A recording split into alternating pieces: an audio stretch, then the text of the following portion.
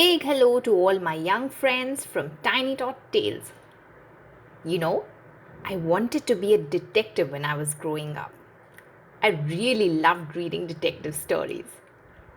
So today, I have a story from our very own Super Sleuths. Let's find out how they cracked the baffling case of the missing storybook.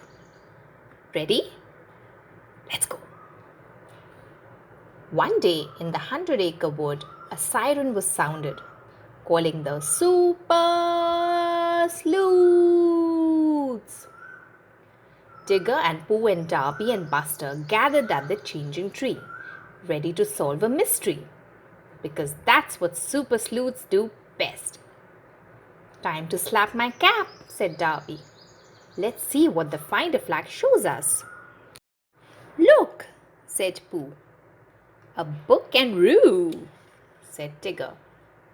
Maybe Roo is reading a mystery book, suggested Pooh. Dunno, said Tigger, but old Roo boy is trying to page us. Hoo hoo hoo hoo.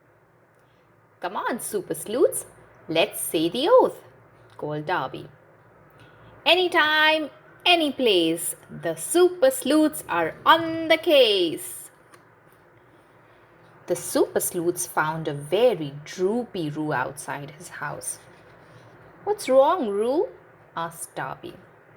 I can't find my storybook, said Roo quietly. Mama has been reading it to me. I like it so much that I took it with me this morning when I went outside. But now I can't find it. And I will never know how the story ends. Said Tigger. A regular missing storybook mystery. Don't worry, Roo. We'll solve this mystery, said Darby. First, we have to start asking questions. Okay, said Tigger. What's 19 plus 6? Not that kind of question, said Darby. Think, Roo. Where have you been today? Well, I went to Rabbit's house this morning, said Roo.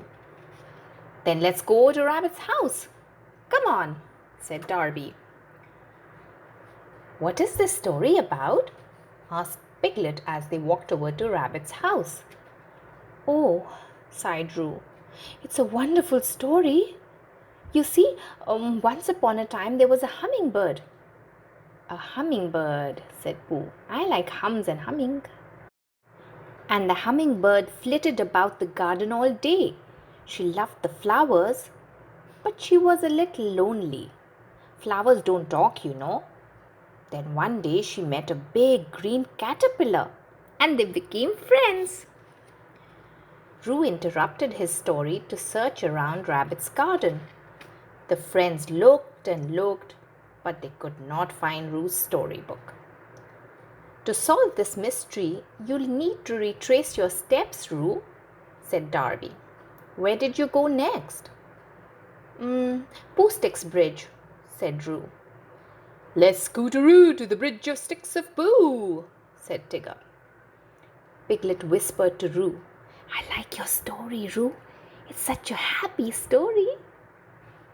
Yes, but it does get sad, said Roo. Sad? Tell some more, please, said Eeyore. Well, this part is still happy, said Roo. The hummingbird and the caterpillar played every morning in the big garden. They played hide and seek, they sang songs, and they would sit on a flower together and find shapes in the clouds. Were there by chance any bees in the garden? Honeybees? Asked Pooh hopefully. No bees, said Roo. And when they got to the Pooh Sticks Bridge, no book. Super Sleuths don't give up, announced Tigger. Where did you go next, Roo boy? Roo sighed. I don't remember. I'll never know how the story ends. Seems to me that the hummingbird and the caterpillar just lived happily ever after, offered Pooh. Roo sighed again. I'm afraid not. You see, one morning the caterpillar told the hummingbird that he had no time to play. The hummingbird watched as his friend made a brown case all around himself. Why is he making that? Thought the hummingbird. He waited and waited for the caterpillar to come out, but the caterpillar never did. The hummingbird came the next day, and the next day, and the next day. He called and called, but his friend did not come and play. That is kinda sad, Said Eeyore. if I do say so myself. Roo looked up at his friends. The hummingbird was all alone in the garden, he said. Suddenly, Roo leapt up. The garden! He cried. That's where I went next. But we went to Rabbit's vegetable garden, said Darby. No, the flower garden in the big meadow. I went to look for the caterpillars, said Roo. Then let's all go to the garden in the meadow, said Darby. Everybody up for more sleuthing? Yipperoo, said Tigger. Mystery loves company. All the sleuthers marched merrily off to the garden. Roo, Pooh, and the crew searched through the flowers. And there, right next to some daisies, was Roo's storybook. My book! Squealed Roo. My storybook! It was right where you forgot to remember it, said Piglet. Thank you, everyone, for helping me find my book, said Roo. Still a sad story, though. Said Eeyore glumly. Don't know how it ends. Let's go ask your mama to finish reading the story for us, said Darby. Yes, yes, yes, cried Roo.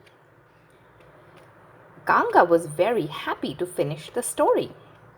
Not too long after, a wonderful thing happened. The hummingbird was sipping nectar from a flower when he heard a familiar voice. Hello, friend. It's me. How do I look? The hummingbird turned around and saw a beautiful butterfly. I've changed, said the caterpillar. Now I can fly and play with you every day. You see, said Kanga, a caterpillar does not stay a caterpillar. It builds itself a case called a chrysalis. It stays inside the chrysalis for about 2 weeks and changes and comes out as a butterfly. Yay! Cheered Roo. I'm so glad we know the ending. I think, said Pooh, that the hummingbird and the butterfly played butterfly tag all spring, and they lived flappily ever after. Yay! Not only did the Super Sleuths crack the case, we also learned how butterflies are born. Wasn't that fun? Yes? Okay then. From Tiny Tot Tales, till next time, toodles everyone! If you enjoyed listening to this story, please like and subscribe to Tiny Tot Tales. If you have any story requests, please send an audio or a visual clip to our email given in the description below. Thank you.